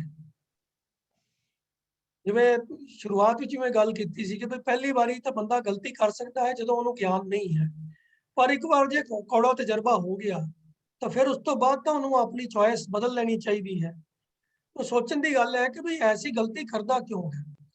तो कबीर जी ने जो इसकी जो वजह दसी है वो अगले पदे दे विच कहंदे हन कि कहो कबीर प्रगट भई खेड़, लेले को चुंगै नित भेड़। हुण इशारे दे नाल उन्होंने गल समझाई है, जे आखिरी अर्थ करांगे तो फिर कन्फ्यूजन है। कबीर जी कह रहे हैं कि मैनू खेड़ मेरे सामने नजर आ गई है, समझ आ गई है कि की खेड़ है कि रोज दिहाड़े नित दिहाड़े भेड़ जिहड़ी है ना वो लेले नूं चुंग रही है। लेला कौन है? लेला हुंदा भेड़ दा बच्चा। ਇਹ ਤੇ ਸਾਰੇ ਸਮਝਦੇ ਨੇ ਕਿ ਬਈ ਲੇਲੇ ਭੇਡ ਨੂੰ ਚੁੰਗਦੇ ਨੇ, ਭੇਡ ਲੇਲੇ ਨੂੰ ਨਹੀਂ ਚੁੰਗਦੀ। ਤੇ ਇਹ ਉਲਟੇ ਵਰਤਾਰੇ ਦੀ ਗੱਲ ਕਬੀਰ ਜੀ ਨੇ ਕਰ ਦਿੱਤੀ ਹੈ। ਉਹ ਅਸਲ ਵਿੱਚ ਗੱਲ ਕਬੀਰ ਜੀ ਸਮਝਾਣੀ ਇਹੋ ਗੱਲ ਚਾਹ ਰਹੇ ਨੇ ਕਿ ਜਗਤ ਵਿੱਚ ਕੰਮ ਸਾਰਾ ਪੁੱਠਾ ਹੀ ਹੋ ਰਿਹਾ ਹੈ, ਉਲਟੀ ਖੇਡ ਚੱਲ ਰਹੀ ਹੈ। ਉਹ ਇਸ਼ਾਰਾ ਇੱਥੇ ਉਹਨਾਂ ਨੇ ਕੀਤਾ ਹੈ ਕਿ ਪਰ ਉਹ ਕਹਿੰਦੇ ਹਨ ਕਿ ਮੈਨੂੰ ਤਾਂ ਗੱਲ ਸਮਝ ਆ ਗਈ ਹੈ। ਕਹਿੰਦੇ ਹਨ ਕਿ ਮੈਨੂੰ ਇਹ ਅਜੀਬ ਤਮਾਸ਼ਾ ਸਮਝ ਚ ਆ ਗਿਆ ਹੈ ਤੇ ਤਮਾਸ਼ਾ ਇਹ ਹੈ ਕਿ ਜੇ ਭਲਾ ਕਿਧਰੇ ਕੋਈ ਭੇਡ ਲੇਲੇ ਨੂੰ ਚੁੰਗਦੀ ਹੋਵੇ ਤੇ ਸਭ ਨੂੰ ਨਜ਼ਰ ਆਏਗਾ ਵੀ ਇਹ ਪੁੱਠਾ ਕੰਮ ਹੋ ਰਿਹਾ ਹੈ, ਇਹ ਬੇਕਾਰ ਦਾ ਕੰਮ ਹੈ। ਪਹਿਲੀ ਗੱਲ ਤੇ ਲੇਲੇ ਦੇ ਕੋਲ ਉਹ ਦੁੱਧ ਦੇਣ ਵਾਲੇ ਥਾਨੀ ਨਹੀਂ ਹੋਣਗੇ ਤੇ ਭੇਡ ਨੂੰ ਉੱਥੋਂ ਦੁੱਧ ਮਿਲੇਗਾ ਕਿਵੇਂ? ਤੋ ਅਸਲ ਵਿੱਚ ਕੁਦਰਤ ਦਾ ਨਿਯਮ ਤਾਂ ਇਹ ਹੈ ਕਿ ਵੀ ਲੇਲੇ ਨੇ ਭੇਡ ਦਾ ਦੁੱਧ ਚੁੰਗਣਾ ਹੈ, ਪਰ ਭੇਡ ਕਿਵੇਂ ਲੇਲੇ ਤੋਂ ਦੁੱਧ ਚੁੰਗਣ ਦੀ ਆਸ ਰੱਖ ਸਕਦੀ ਹੈ? ਤੇ ਜੇ ਉਹ ਰੱਖੇ ਤੇ ਬੜੀ ਪੁੱਠੀ ਗੱਲ ਹੈ। ਉਹ ਕਬੀਰ ਜੀ ਮੈਂ ਮਿਸਾਲ ਦੇ ਕੇ ਸਾਨੂੰ ਸਮਝਾਉਣ ਦੀ ਕੋਸ਼ਿਸ਼ ਕਰ ਰਹੇ ਹਨ ਕਿ ਵੀ ਜਿਹੜਾ ਕੰਮ ਅਸੀਂ ਮਾਇਆ ਦੇ ਪਿੱਛੇ ਲੱਗ ਕੇ ਕਰ ਰਹੇ ਹਨ ਉਹ ਇਹੋ ਜਿਹਾ ਹੀ ਕੰਮ ਹੈ ਕਿ ਜਿਵੇਂ ਕੋਈ ਭੇਡ ਲੇਲੇ ਨੂੰ ਚੁੰਗਣ ਦੀ ਕੋਸ਼ਿਸ਼ ਕਰਦੀ ਹੋਵੇ। ਉਹ ਕਿਉਂ ਹੋ ਰਿਹਾ ਹੈ ਕੰਮ? ਉਹ ਇਸ ਕਰਕੇ ਹੋ ਰਿਹਾ ਹੈ ਕਿ ਇਨਸਾਨ ਨੂੰ ਜਿਹੜੀ ਪਰਮਾਤਮਾ ਨੇ ਬੁੱਧੀ ਦਿੱਤੀ ਹੈ ਉਹਦੀ ਵਰਤੋਂ ਦੀ ਸਯੋਗ ਵਰਤੋਂ ਕਰਨ ਦੀ ਥਾਂ ਤੇ ਇਨਸਾਨ ਆਪਣੀ ਬੁੱਧੀ ਨੂੰ ਮਤ ਨੂੰ ਮਨ ਦੇ ਮਗਰ ਲਾ ਦਿੰਦਾ ਹੈ। ਚਾਹੀਦਾ ਤਾਂ ਸੀਗਾ ਕਿ ਬੁੱਧੀ ਦੀ ਵਰਤੋਂ ਕਰਕੇ ਮਨ ਨੂੰ ਸਮਝਾਏ, ਮਨ ਨੂੰ ਡਾਇਰੈਕਸ਼ਨ ਦੇਵੇ ਤੇ ਮਨ ਨੂੰ ਉਸ ਪਾਸੇ ਤੋਰੇ ਜਿਸ ਪਾਸੇ ਬੁੱਧੀ ਸੋਚ ਵਿਚਾਰ ਕਰਕੇ ਐਨਾਲਿਸਿਸ ਕਰਕੇ ਫੈਸਲਾ ਕਰੇ ਕਿ ਵੀ ਕਿਹੜਾ ਕੰਮ ਕਰਨ ਲਾਇਕ ਹੈ, ਕਿਹੜਾ ਕੰਮ ਨਹੀਂ ਕਰਨ ਲਾਇਕ। तो जिंदगी ਦੇ ਵਿੱਚ ਕੀ ਕੰਮ ਕਰਨਾ ਚਾਹੀਦਾ ਹੈ, ਕੀ ਨਹੀਂ ਕਰਨਾ ਚਾਹੀਦਾ, ਇਹ ਫੈਸਲੇ ਬੁੱਧੀ ਨਾਲ ਕਰਨੇ ਸਨ, ਗਿਆਨ ਦੇ ਨਾਲ ਕਰਨੇ ਸਨ। ਗੁਰੂ ਪਾਸੋਂ ਗਿਆਨ ਹਾਸਲ ਕਰਕੇ ਇਹ ਨਿਰਣਾ ਕਰਨਾ ਸੀਗਾ ਤੇ ਮਨ ਨੂੰ ਉਹਦੇ ਮਗਰ ਤੋਰਨਾ ਸੀ। ਪਰ ਬਹੁਤਾਤ ਜੀਵ ਕੀ ਕਰਦੇ ਹਨ ਕਿ ਆਪਣੀ ਬੁੱਧੀ ਨੂੰ ਮਨ ਦੇ ਮਗਰ ਲਾ ਲੈਂਦੇ ਹਨ। ਬਹੁਤੇ ਲੋਕਾਂ ਕੋਲੋਂ ਅਸੀਂ ਕਈ ਵਾਰੀ ਇਹ ਗੱਲਾਂ ਸੁਣਦੇ ਹਾਂ, ਉਹਨਾਂ ਨੂੰ ਕਹੀਏ ਚਲ ਆਓ ਜੀ ਆਪਾਂ ਇੱਥੇ ਗੁਰਮਤਿ ਦੀ ਕਲਾਸ ਹੈ, ਸ਼ਬਦ ਵਿਚਾਰ ਹੁੰਦੀ ਹੈ, ਬਾਣੀ ਦੀ ਵਿਆਖਿਆ ਕੀਤੀ ਜਾਂਦੀ ਹੈ। ਨਹੀਂ, ਮੇਰਾ ਮਨ ਨਹੀਂ ਹੈ, ਮਨ ਨਹੀਂ ਕਰਦਾ। ਉਹ ਵੀ ਮਨ ਨਹੀਂ ਕਰਦਾ ਤੇ ਮਤਲਬ ਤੇ ਜੋ ਤੇਰਾ ਮਨ ਕਰਦਾ ਉਹ ਠੀਕ ਹੈ, ਤੇਰੀ ਅਕਲ ਕੋਈ ਕੰਮ ਨਹੀਂ ਕਰਦੀ। ਕੋਈ ਦਿਮਾਗ ਨੂੰ ਵਰਤ ਕੇ ਸੋਚ ਕਿ ਜੇ ਉੱਥੇ ਜਾਏਗਾ ਤੇ ਕੁਝ ਹਾਸਲ ਕਰੇਗਾ, ਕੁਝ ਗਿਆਨ ਪ੍ਰਾਪਤ ਹੋਏਗਾ, ਕੁਝ ਜ਼ਿੰਦਗੀ ਨੂੰ ਸਵਾਰਨ ਦੀ ਸਮਝ ਮਿਲੇਗੀ। ਉਹਨੇ ਉਹ ਬੁੱਧੀ ਨਹੀਂ ਵਰਤਣੀ, ਉਹ ਕਹਿੰਦੇ ਮੇਰਾ ਮਨ ਨਹੀਂ ਕਰਨਾ। ਭਾਈ ਮਨ ਨੇ ਤਾਂ ਪੁੱਠੇ ਪਾਸੇ ਜਾਣਾ ਹੀ ਹੈ। ਮਨ ਦਾ ਸੁਭਾਅ ਤੇ ਖੋਤੇ ਵਰਗਾ, ਸੰਡੇ ਵਰਗਾ ਹੈ, ਉਹਨੇ ਤਾਂ ਕੁੱਦ ਕੇ ਰਸਾਤਲ ਚ ਹੀ ਜਾਣਾ ਹੈ। तो ये कबीर जी कहते हैं कि सारी वजह यही है कि इंसान ने अपनी बुद्धि ਨੂੰ ਮਨ ਦੇ ਮਗਰ ਲਾ ਦਿੱਤਾ ਹੈ। ਇਹ ਉਹ ਜਿਹੀ ਵਿਅਰਥ ਕੰਮ ਹੈ ਜਿਵੇਂ ਕੋਈ ਭੇਡ ਲੇਲੇ ਨੂੰ ਚੁੰਗਣ ਦੀ ਕੋਸ਼ਿਸ਼ ਕਰੇ। ਚਾਹੀਦਾ ਤਾਂ ਸੀ ਕਿ ਮਨ ਲੇਲਾ ਬੁੱਧੀ ਵਰਗੀ ਭੇਡ ਦਾ ਦੁੱਧ ਚੁੰਗਦਾ, ਉਹਦੇ ਪਾਸੋਂ ਸੇਧ ਹਾਸਲ ਕਰਦਾ, ਉਹਦੇ ਪਾਸੋਂ ਗਿਆਨ ਲੈਂਦਾ। ਪਰ ਦੁਨੀਆ ਦਾ ਵਰਤਾਰਾ ਪੁੱਠਾ ਹੈ ਤੇ ਹੋ ਇਹ ਰਿਹਾ ਹੈ ਕਿ ਇਨਸਾਨ ਆਪਣੀ ਬੁੱਧੀ ਨੂੰ ਮਨ ਦੇ ਮਗਰ ਲਾ ਲੈਂਦੇ ਹਨ, ਜੋ ਮਨ ਕਹਿੰਦਾ ਉਹ ਕਰਦੇ ਹਨ ਤੇ ਵਿਵੇਕ ਦੀ ਵਰਤੋਂ ਨਹੀਂ ਕਰਦੇ। तो ਇਹ ਤਮਾਸ਼ਾ ਜਿਹੜਾ ਹੈ ਕਬੀਰ ਜੀ ਨੂੰ ਤਾਂ ਸਮਝ ਆ ਗਿਆ, ਪਰ ਇੱਥੋਂ ਇਹ ਗੱਲ ਸਪਸ਼ਟ ਨਹੀਂ ਹੋਈ ਕਿ ਭਈ ਕਬੀਰ ਜੀ ਨੂੰ ਸਮਝ ਕਿਵੇਂ ਆਇਆ ਤੇ ਬਾਕੀ ਦੁਨੀਆ ਵਾਲਿਆਂ ਨੂੰ ਕਿਵੇਂ ਸਮਝ ਆਵੇ ਜਿਹੜੀ ਗੱਲ ਕਬੀਰ ਜੀ ਨੂੰ ਸਮਝ ਆ ਗਈ। तो ਸਵਾਲ ਇਹ ਪੈਦਾ ਹੁੰਦਾ ਕਿ ਇਹ ਖੇਡ ਪ੍ਰਗਟ ਕਿਸ ਤਰ੍ਹਾਂ ਹੋਈ, ਕੌਣ ਸੀ ਜੋ ਇਸ ਖੇਡ ਦੀ ਰਮਜ਼ ਤੋਂ ਵਾਕਿਫ ਸੀ ਤੇ ਜਿਸਨੇ ਕਬੀਰ ਜੀ ਨੂੰ ਵੀ ਤੇ ਸਾਨੂੰ ਵੀ ਇਸ ਖੇਡ ਦੀ ਜਾਣਕਾਰੀ ਦਿੱਤੀ ਹੈ। ਉਹ ਇਹ ਗੱਲ ਜਿਹੜੀ ਹੈ ਇਹ ਆਖਰੀ ਪਦੇ ਵਿੱਚ ਗੁਰੂ ਅਰਜਨ ਪਾਤਸ਼ਾਹ ਨੇ ਜਿਹੜਾ ਚੌਥਾ ਪਦਾ ਫਿਰ ਆਪਣੇ ਵੱਲੋਂ ਨਾਲ ਲਾ ਕੇ ਲਿਖਿਆ ਹੈ, ਉਹਦੇ ਵਿੱਚ ਉਹਨਾਂ ਨੇ ਇਹ ਗੱਲ ਸਪਸ਼ਟ ਕਰ ਦਿੱਤੀ ਕਿ ਰਾਮ ਰਮਤ ਮਤ ਪ੍ਰਗਟੀ ਆਈ, ਕਹੋ ਕਬੀਰ ਗੁਰ ਸੋਝੀ ਪਾਈ। ਹੁਣ ਸ਼ਬਦ ਕਿਉਂਕਿ ਉਚਾਰਨ ਤਾਂ ओरिजिनली कबीर जी का किया होया है, तो इसलिए गुरु अर्जन पातशाह ने भी लफज नाम जो है मोहर छाप कबीर जी की वरती है। ते कहते हैं कि राम रमत मत प्रगटी आई कि ये और ये सोझी मिली कितों, कहो कबीर गुर सोझी पाई। सो कहते हैं कि कबीर कहता है कि सतगुरु ने समझ बख्शी है, गुरु ने सोझी दी है कि इस सोझी के राही ਇਹ ਗੱਲ ਸਮਝ ਚ ਆਈ ਹੈ ਕਿ ਪ੍ਰਭੂ ਦਾ ਸਿਮਰਨ ਕਰਦਿਆਂ ਕਰਦਿਆਂ ਹੀ ਬੁੱਧੀ ਜਿਹੜੀ ਹੈ ਉਹ ਚੇਤਨ ਹੋ ਜਾਂਦੀ ਹੈ, ਜਾਗ ਪੈਂਦੀ ਹੈ ਤੇ ਮਨ ਦੇ ਪਿੱਛੇ ਤੁਰਨੋਂ ਹਟ ਜਾਂਦੀ ਹੈ। ਤੇ ਇਨਸਾਨ ਫਿਰ ਮਨ ਦੇ ਮਗਰ ਆਪਣੀ ਬੁੱਧੀ ਨੂੰ ਨਹੀਂ ਲਗਾਉਂਦਾ, ਮਨ ਨੂੰ ਆਪਣੀ ਬੁੱਧੀ ਦੇ ਅਧੀਨ ਕਰ ਲੈਂਦਾ ਹੈ। तो ਇਹ ਗੱਲ ਇਹ ਸੋਝੀ ਮਿਲਦੀ ਗੁਰੂ ਪਾਸੋਂ ਹੈ ਤੇ ਉਹਦਾ ਜੋ ਸਭ ਤੋਂ ਵਧੀਆ ਤਰੀਕਾ ਹੈ ਬੁੱਧੀ ਦੇ ਵਿੱਚ ਵੀ ਵਧੀਆ ਗਿਆਨ ਭਰਨ ਦਾ, ਚੰਗਾ ਗਿਆਨ ਹਾਸਲ ਕਰਨ ਦਾ, ਉਹ ਹੈ ਪ੍ਰਭੂ ਦੀ ਯਾਦ ਨੂੰ ਆਪਣੇ ਅੰਦਰ ਵਸਾਣਾ, ਪ੍ਰਭੂ ਦਾ ਨਾਮ ਸਿਮਰਨ ਕਰਨਾ। ਉਹ ਇਹ ਗੱਲ ਗੁਰੂ ਅਰਜਨ ਪਾਤਸ਼ਾਹ ਨੇ ਸਪਸ਼ਟ ਕਰ ਦਿੱਤੀ। ਜਿਹੜੀ ਗੱਲ ਕਬੀਰ ਜੀ ਨੇ ਆਖੀ ਸੀ ਕਿ ਕਹੋ ਕਬੀਰ ਪ੍ਰਗਟ ਪਈ ਖੇਡ, ਕਬੀਰ ਜੀ ਨੇ ਤਾਂ ਸਿਰਫ ਇੰਨੀ ਗੱਲ ਕਰਤੀ ਕਿ ਮੈਨੂੰ ਤਾਂ ਸਮਝ ਆ ਗਈ। ਪਰ ਗੁਰੂ ਅਰਜਨ ਪਾਤਸ਼ਾਹ ਨੇ ਸਾਡੇ ਭਲਾਈ ਵਾਸਤੇ ਸਾਨੂੰ ਗਾਈਡੈਂਸ ਦੇਣ ਵਾਸਤੇ ਇਹ ਨਾਲ ਗੱਲ ਨੂੰ ਖੋਲ ਕੇ ਹੋਰ ਸਪਸ਼ਟ ਕਰ ਦਿੱਤਾ ਕਿ ਸਮਝ ਕਬੀਰ ਜੀ ਨੂੰ ਕਿਵੇਂ ਪਈ ਤੇ ਸਾਨੂੰ ਵੀ ਕਿਵੇਂ ਸਮਝ ਆ ਸਕਦੀ ਹੈ। ਉਹ ਇਹ ਹੈ ਗੁਰੂ ਦੀ ਸ਼ਰਨ ਵਿੱਚ ਪੈ ਕੇ ਗੁਰੂ ਦੇ ਉਪਦੇਸ਼ ਦੀ ਕਮਾਈ ਕਰਕੇ ਪ੍ਰਭੂ ਦੀ ਸਿਮਰਨ ਕਰ ਕੀਤਿਆਂ ਬੁੱਧੀ ਜਿਹੜੀ ਹੈ ਉਹ ਪ੍ਰਗਟ ਹੋ ਜਾਂਦੀ ਹੈ, ਬੁੱਧੀ ਜਾਗ ਪੈਂਦੀ ਹੈ, ਫਿਰ ਉਹ ਮਨ ਦੇ ਮਗਰ ਨਹੀਂ ਲੱਗਦੀ ਬਲਕਿ ਮਨ ਨੂੰ ਸੇਧ ਦੇ ਦਿੰਦੀ ਹੈ। ਉਹ ਇਹ ਜਿਹੜੀ ਇਸ ਪਦੇ ਦੇ ਅੰਦਰ ਹੁਣ ਭਾਵੇਂ ਪਤਾ ਹੈ ਗੁਰੂ ਅਰਜਨ ਪਾਤਸ਼ਾਹ ਦਾ, ਜਿਵੇਂ ਕਿ ਸਾਨੂੰ ਇਸ ਸਿਰਲੇਖ ਤੋਂ ਸਮਝ ਆ ਜਾਂਦੀ ਹੈ ਕਿ ਗੌੜੀ ਕਬੀਰ ਜੀ ਕੀ ਨਾਲ ਲਾਏ ਲਿਖਿਆ ਮਹਿਲਾ ਪੰਜਵਾਂ। ਪਰ ਕਈਆਂ ਦੇ ਮਨ 'ਚ ਸਵਾਲ ਪੈਦਾ ਹੋ ਜਾਏਗਾ ਵੀ ਫਿਰ ਉਹਨਾਂ ਨੇ ਨਾਨਕ ਪਦ ਦੀ ਛਾਪ ਕਿਉਂ ਨਹੀਂ ਵਰਤੋਂ ਕੀਤੀ। ਔਰ ਇਹ ਕੋਈ ਇਕਲੌਤੀ ਗੱਲ ਨਹੀਂ ਹੈ, ਬਹੁਤੀ ਥਾਈਂ ਐਸਾ ਗੁਰਬਾਣੀ ਦੇ ਅੰਦਰ ਗੁਰੂ ਸਾਹਿਬਾਨ ਨੇ ਇਹ ਵਾਲਾ ਤਰੀਕਾ ਅਪਣਾਇਆ ਹੀ ਹੈ। ਜਿਵੇਂ ਫਰੀਦ ਜੀ ਦੇ ਸ਼ਲੋਕਾਂ ਦੇ ਵਿੱਚ ਗੁਰੂ ਅਮਰਦਾਸ ਪਾਤਸ਼ਾਹ ਦਾ ਇੱਕ ਸ਼ਲੋਕ ਹੈ, ਪਹਿਲਾਂ ਕਬੀਰ ਜੀ ਦਾ ਫਰੀਦ ਜੀ ਦਾ ਇੱਕ ਸ਼ਲੋਕ ਹੈ ਉੱਥੇ ਕਿ ਕਾਲੀ ਜਿਨੀ ਨਾ ਰਾਵਿਆ ਢੋਲੀ ਰਾਵੈ ਕੋਏ।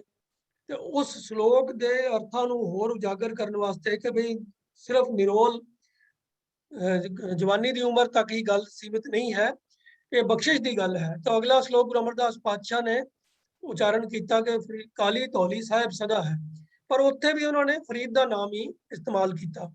ਇਵੇਂ ਹੀ ਭਗਤਾਂ ਦੀ ਬਾਣੀ ਦੇ ਵਿੱਚ ਰਾਗ ਆਸਾ ਦੇ ਅੰਦਰ ਭਗਤ ਧੰਨਾ ਜੀ ਦਾ ਸ਼ਬਦ ਹੈ, ਪ੍ਰਮਤ ਫਿਰਤ ਬਹੁ ਜਨਮ ਬਿਲਾਨੇ ਤਨ ਮਨ ਧਨ ਨਹੀਂ ਧੀਰੇ। ਉਹਦੇ ਵਿੱਚ ਸ਼ਬਦ ਦੀ ਅਖੀਰਲੀ ਪੰਕਤੀ ਵਿੱਚ ਭਗਤ ਧੰਨਾ ਜੀ ਨੇ ਕਿਹਾ ਕਿ ਧੰਨਾ ਧਨ ਪਾਇਆ ਧਰਨੀ ਧਰ ਮਿਲ ਜਨ ਸੰਤ ਸਮਾਨੀਆਂ। ਇੱਕ ਪੰਕਤੀ ਦੇ ਵਿੱਚ ਗੱਲ ਕਰ ਦਿੱਤੀ ਕਿ ਧੰਨੇ ਨੇ ਕਿਵੇਂ ਜੀਵਨ ਦਾ ਸਹੀ ਮਾਰਗ ਸਮਝਿਆ, ਮਿਲ ਜਨ ਸੰਤ ਸਮਾਨੀਆਂ। ਉਹ ਮਿਲ ਜਨ ਸੰਤ ਸਮਾਨੀਆਂ ਵਾਲੀ ਗੱਲ ਨੂੰ ਖੋਲ ਕੇ ਗੁਰੂ ਅਰਜਨ ਪਾਤਸ਼ਾਹ ਨੇ ਆਪਣੇ ਵੱਲੋਂ ਇੱਕ ਸ਼ਬਦ ਹੋਰ ਉਹਦੇ ਨਾਲ ਜੋੜ ਕੇ ਲਿਖਿਆ, ਜਿਹਦਾ ਸਿਰਲੇਖ ਹੈ ਮਹਿਲਾ ਪੰਜਵਾਂ। ਤੋ ਉਹ ਸ਼ਬਦ ਦੇ ਵਿੱਚ ਅਲੱਗ-ਅਲੱਗ ਭਗਤਾਂ ਦੀ ਸੰਗਤ ਕਰਨ ਦੀ ਗੱਲ ਕੀਤੀ ਕਿ ਗੋਬਿੰਦ ਗੋਬਿੰਦ ਗੋਬਿੰਦ ਸੰਗ ਨਾਮ ਦਿਓ ਮਨ ਲੀਨਾ ਆੜ ਦਾਮ ਕੋ ਚੀਪਰੋ ਹੋਇਓ ਲਾਖੀਨਾ। ਇਸ ਤਰ੍ਹਾਂ ਹੋਰ ਭਗਤਾਂ ਦੀ ਵੀ ਮਿਸਾਲ ਦੇ ਕੇ ਅਖੀਰ ਦੇ ਉੱਤੇ ਜਾ ਕੇ ਗੁਰੂ ਪਾਤਸ਼ਾਹ ਨੇ ਫਿਰ ਦੱਸਿਆ ਜੋ ਨਤੀਜਾ ਕਿਸ ਤਰ੍ਹਾਂ ਨਿਕਲਿਆ ਕਿ ਇਹ ਬਿਤ ਸੁਣ ਕੇ ਜਾਟਰੋ ਉਠ ਭਗਤੀ ਲਾਗਾ ਮਿਲੇ ਪ੍ਰਤੱਖ ਗੁਸਾਈਆਂ ਧੰਨਾ ਵਡ ਭਾਗੇ। तो उत्थे भी मोहर छाप फिर धन्ने की वरती है, अपना नानक पद छाप नहीं वरती। हालांकि सिरलेख जो उन्होंने महला पंजवां का सिरलेख दिता ही होया है। तो इवें ही इस शब्द के अंदर भी सिरलेख दे विच गुरु साहब ने गल स्पष्ट कर दी है कि नाल रला के गुरु अर्जन पातशाह ने चौथा पदा लिखा है। भावें इहदे अंदर उन्होंने मोहर छाप फिर भी कबीर जी की वरती है कि राम रमत मत प्रगटी आई कहो कबीर गुर सोझी पाई। गल स्पष्ट कर दी कि जीवन की सही जांच मिली गुरु की शरण च पै के। गुरु ने गल समझा दी कि मन दे मगर मत नूं नहीं लाना, मन नूं मत दे अधीन करना है, मत नूं वरत के मत भी लैनी है गुरु पासों, परमात्मा दे पासों गुण हासिल करने ने, उन्हां गुणां दे अधीन मन नूं करना है ते फिर इस तरह जीवन चलाना है। ये खेड जो स्पष्ट कबीर जी नूं समझ आ गई सी, वो खेड सानूं जी इस दुनियादार बाकी जीवां नूं भी गुरु पातशाह ने इस तरीके नाल समझा दी है। सो सारे शब्द का जो स्नेहा है कि सब जूनिया विचों उत्तम जूनी मनुखा जन्म लैके भी इंसान नाम अमृत नूं छड्ड के माया नाल प्रीत पा लैंदा है ते अपनी मत नूं मन दे मगर तोड़ लैंदा है। गुरु दी शरण च पै के ही ये आश्चर्य खेड प्रगट हुंदी है ते मनुख नूं अपनी असलीयत दी सोझी आंदी है ते फिर मन मत दे अधीन हो जाता है, मत मन दे अधीन नहीं रहिंदी। आओ अखीर दे विच शब्द दा पाठ एक बारी फिर कर लईए ते नाल नाल मन दे विच अर्थ भी दोहरा गौड़ी लईए। कबीर जी की नाल रलाए लिखिया महला पंजवा। ऐसो अचरज देखियो कबीर दद के पोले बिरोलनी हरि अंगूरी गदहा चरे प्रीत उठ हासै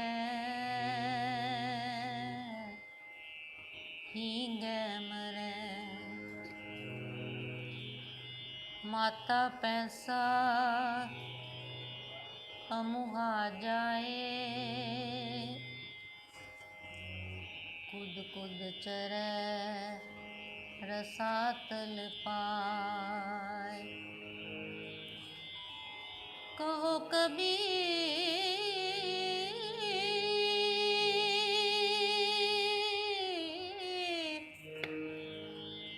प्रगट पैखे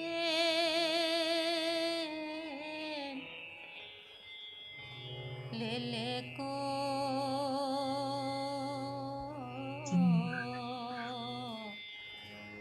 चूंगे नित पे राम रमत मत परगटिया राम रमत मत परगटिया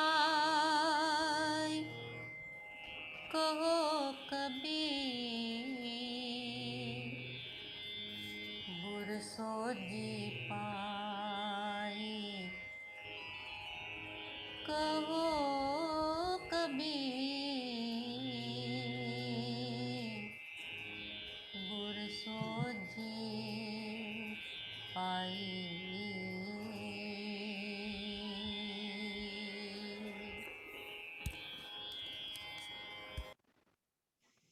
ਆਪ ਸਭ ਦਾ ਬਹੁਤ ਬਹੁਤ ਧੰਨਵਾਦ। ਅੰਤ ਵਿੱਚ ਆਓ ਫਤਿਹ ਦੀ ਸਾਂਝ ਕਰੀਏ ਜੀ। ਵਾਹਿਗੁਰੂ ਜੀ ਕਾ ਖਾਲਸਾ ਵਾਹਿਗੁਰੂ ਜੀ ਕੀ ਫਤਿਹ। ਵਾਹਿਗੁਰੂ ਜੀ ਕਾ ਖਾਲਸਾ ਵਾਹਿਗੁਰੂ ਜੀ ਕੀ ਫਤਿਹ। ਬਹੁਤ ਬਹੁਤ ਧੰਨਵਾਦ ਜੀ ਵੀਰ ਅੰਕਿਤ ਸਿੰਘ ਜੀ। ਬੜੇ ਮੁਹਾਵਰੇ ਵਰਤੇ ਗਏ ਹਨ ਸ਼ਬਦ ਦੇ ਵਿੱਚ, ਜਿਹਨੂੰ ਅਸੀਂ ਮੁਹਾਵਰੇ ਕਹਿੰਦੇ ਆ ਪੰਜਾਬੀ ਦੇ ਵਿੱਚ। ਮੁਹਾਵਰੇ ਵਰਤ ਕੇ ਸਾਨੂੰ ਬੜੀਆਂ ਗੱਲਾਂ ਗੁਰੂ ਪਾਤਸ਼ਾਹ ਜੀ ਨੇ ਸਮਝਾ ਦਿੱਤੀਆਂ। ਸੰਪਾਦਕੀ ਦੇਖੋ ਕਿੰਨੀ ਕਮਾਲ ਦੀ ਹੈ ਗੁਰੂ ਅਰਜਨ ਦੇਵ ਮਹਾਰਾਜ ਸੱਚੇ ਪਾਤਸ਼ਾਹ ਜੀ ਦੀ। ਜਿੱਥੇ ਵੀ ਕੋਈ ਲੱਗਾ ਕਿ ਗੁਰਮਤਿ ਸਿਧਾਂਤ ਦੀ ਪੂਰੀ ਤਰ੍ਹਾਂ ਕਲੈਰਿਟੀ ਨਹੀਂ ਹੋ ਰਹੀ, ਸਪਸ਼ਟਤਾ ਨਹੀਂ ਹੋ ਰਹੀ, ਨਾਲ ਹੀ ਗੁਰੂ ਸਾਹਿਬ ਜੀ ਨੇ ਉਹਨੂੰ ਸਪਸ਼ਟ ਕਰਨ ਦੇ ਲਈ ਆਪਣੇ ਵੱਲੋਂ ਵੀ ਚੀਜ਼ ਦਰਜ ਕਰ ਦਿੱਤੀ। ਭਾਵੇਂ ਉਹ ਕਿਤੇ ਵੀ ਜਾ ਕੇ ਅਸੀਂ ਦੇਖਦੇ ਹਾਂ ਸ਼ੇਖ ਫਰੀਦ ਜੀ ਦੇ ਸ਼ਲੋਕ ਆਉਂਦੇ ਨੇ, ਭਗਤ ਕਬੀਰ ਜੀ ਦੇ ਸ਼ਲੋਕ ਆਉਂਦੇ ਨੇ, ਪਰ ਉੱਥੇ ਵੀ ਜਿਹੜੀ ਮੋਹਰ ਛਾਪ ਹੈ ਉਹ ਤੇ ਫਰੀਦ ਜੀ ਦਾ ਨਾਮ ਵਰਤ ਕੇ ਹੀ ਵਰਤੀ ਗਈ ਹੈ, ਤਾਂ ਕਿ ਆਪਣਾ ਨਾਨਕ ਪਦ ਉੱਥੇ ਵੀ ਨਹੀਂ ਵਰਤਿਆ ਗਿਆ। ਫਰੀਦਾ ਕਾਲੀ ਧੌਲੀ ਸਾਹਿਬ ਸਦਾ ਹੈ ਜੇ ਕੋਈ ਚਿੱਤ, ਉੱਥੇ ਚਿੱਤ ਧਰਮ ਦੀ ਗੱਲ ਕੀਤੀ ਗਈ ਹੈ। ਉੱਥੇ ਵੀ ਫਰੀਦ ਜੀ ਦਾ ਨਾਮ ਵਰਤ ਕੇ ਹੀ ਗੱਲ ਜਿਹੜੀ ਕੀਤੀ ਗਈ ਹੈ। ਇੱਕ ਗੁਰਬਾਣੀ ਚ ਗੁਰੂ ਪਾਤਸ਼ਾਹ ਜੀ ਦੇ ਆਪਣੀ ਕੋਈ ਇਹ ਨਹੀਂ ਦੱਸਿਆ ਵੀ ਮੈਂ ਹੀ ਸੁਪਰੀਮ ਹਾਂ। ਗੁਰੂ ਸਾਹਿਬ ਜੀ ਨੇ ਉਹਨਾਂ ਭਗਤਾਂ ਦੇ ਸਿਧਾਂਤ ਨੂੰ ਹੋਰ ਸਪਸ਼ਟ ਕਰਨ ਦੇ ਲਈ, ਤਦ ਕਿ ਕੋਈ ਭੁਲੇਖਾ ਹੀ ਨਾ ਰਹਿ ਜਾਏ, ਤਾਂ ਇਹ ਲਫ਼ਜ਼ ਜਿਹੜੇ ਹਨ ਨਾਲ ਵਰਤੇ ਗਏ। ਇਸੇ ਤਰ੍ਹਾਂ ਹੀ ਇਸੇ ਸ਼ਬਦ ਦੇ ਵਿੱਚ ਵੀ ਨਾਰ ਲਾਏ ਲਿਖਿਆ ਮਹਿਲਾ ਪੰਜਵਾਂ ਦੀ ਸਰਲੇਖ ਵਿੱਚ ਵੀ ਦਿੱਤਾ ਗਿਆ, ਤਦ ਕਿ ਆਖਰੀ ਸਭ ਸਪਸ਼ਟ ਹੋ ਜਾਏ ਕਿ ਇਹਦੇ ਵਿੱਚ ਮਹਿਲੇ ਪੰਜਵੇਂ ਵੱਲੋਂ ਵੀ ਕੁਝ ਨਾਰ ਲਾ ਕੇ ਲਿਖਿਆ ਗਿਆ ਹੈ। ਇਹ ਸ਼ਬਦ ਨੂੰ ਸਮਝਣ ਤੋਂ ਬਾਅਦ ਹੀ ਪਤਾ ਲੱਗਦਾ ਹੈ ਵੀ ਕਿਹੜੀਆਂ ਪੰਕਤੀਆਂ ਲਿਖੀਆਂ ਗਈਆਂ ਨੇ। ਅਸੀਂ ਕਈ ਵਾਰੀ ਅੰਦਾਜ਼ੇ ਲਾਉਂਦੇ ਹਾਂ ਵੀ ਕਿਹੜੀਆਂ ਲਿਖੀਆਂ ਹੋਣਗੀਆਂ, ਪਤਾ ਲੱਗਦਾ ਹੀ ਹੈ ਵੀ ਜਿੱਥੇ ਕਬੀਰ ਜੀ ਦੀ ਮੋਹਰ ਛਾਪ ਆ ਗਈ, ਉਸ ਤੋਂ ਬਾਅਦ ਜਿਹੜੀ ਆਖਰੀ ਪੰਕਤੀ ਗੁਰੂ ਅਰਜਨ ਦੇਵ ਪਾਤਸ਼ਾਹ ਜੀ ਨੇ ਕਬੀਰ ਜੀ ਦਾ ਨਾਮ ਵਰਤ ਕੇ ਫਿਰ ਦੁਬਾਰਾ ਉਸ ਨੂੰ ਲਿਖਿਆ ਗਿਆ। ਕਿੰਨੀ ਡੀਪ ਸਟੱਡੀ ਜਾਂ ਡੀਪ ਸੋਚ ਭਗਤ ਕਬੀਰ ਜੀ ਦੇ ਜਿਹੜੇ ਵਿਚਾਰ ਆ ਪੜ੍ਹ ਕੇ ਦੇਖਦੇ ਹਾਂ। ਅਸੀਂ ਤਾਂ ਇਹੋ ਜਿਹੇ ਸ਼ਬਦ ਵੀ ਨਹੀਂ ਕਦੀ ਸਿੱਖ ਸਕਦੇ ਜਿਹੜੇ ਸ਼ਬਦਾਂ ਦਾ ਇਸਤੇਮਾਲ ਭਗਤ ਕਬੀਰ ਜੀ ਨੇ ਕੀਤਾ। ਭਗਤ ਜੀ ਕਿੰਨੀ ਸਪਸ਼ਟ ਗੱਲ ਕਰਦੇ ਆ ਵੀ ਕਈ ਅਸੀਂ ਭੁਲੇਖੇ 'ਚ ਨਾ ਪੈ ਜਾਈਏ, ਉਹ ਕਰਮ ਕਰੀ ਜਾਈਏ ਜਿਹੜੇ ਕਰਮ ਕਰਦਿਆਂ ਕਰਦਿਆਂ ਅਸੀਂ ਸੋਚਿਆ ਵੀ ਅਸੀਂ ਸ਼ਾਇਦ ਰੱਬ ਦੇ ਨੇੜੇ ਹੋ ਜਾਵਾਂਗੇ। ਇਹ ਨਹੀਂ ਗੱਲ ਬਣਨੀ। ਉਹ ਕਰਮ ਜਿਹੜੇ ਦਹੀਂ ਦੀ ਥਾਂ ਤੇ ਪਾਣੀ ਨੂੰ ਰਿੜਕਣ ਵਾਲੇ ਹਨ, ਉਹਨਾਂ ਨਾਲ ਪ੍ਰਮਾਤਮਾ ਦੇ ਨਾਲ ਸਾਂਝ ਨਹੀਂ ਬਣਦੀ, ਪਰਮੇਸ਼ਰ ਦੇ ਨਾਲ ਪ੍ਰੀਤ ਨਹੀਂ ਬਣਦੀ।